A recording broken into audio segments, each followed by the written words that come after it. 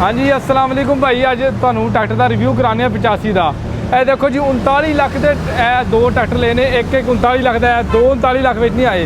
तो server champion के इन्होंने टायर आए हैं। उस तो बाद तुहानू निक्की निक्की इन्हों की रंग की कमजोरी असीं चेक कराने। यह देखो जी बिल्कुल 0 मीटर आया है। तो हाल देखो जमींदार कितना औखा होकर ट्रैक्टर खरीददा है। और आओ तुहानू अगे भी दिखाइए दूजे ट्रैक्टर के छोड़ जो असीं वीडियो बने। यह देखो रंग इन्होंने इस तरह किया जिस तरह डब्बे।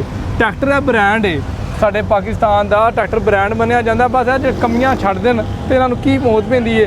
उस तो बाद इधर आ जाओ, यह देखो जी रंधावा साहब, यह देखो शोरूम तो निकलिया ना हले। यह देखो ये क्या वजी मसला वा, यह तो उन्होंने पता है ना। यह देखो इनकी शील्ड नहीं बिठा सके, शील्ड वो बिठा नहीं सके हले। तो जैनवन है, यानी कंपनी तो निकल गया। तो यह रंग देखो तुसी जिस तरह अनाड़ी बंदे रंग करते हैं।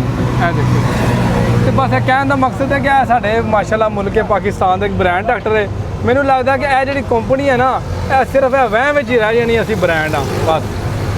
बाकी छत्तां लगियां भाई रिहाज दियां दोवां ते। देखो जी दोवां ते, एक तो सादा लवाई, एक तो उन्होंने प्रोफैशनल छत लवाई जी भाई रिहाज साहब की मशहूर है।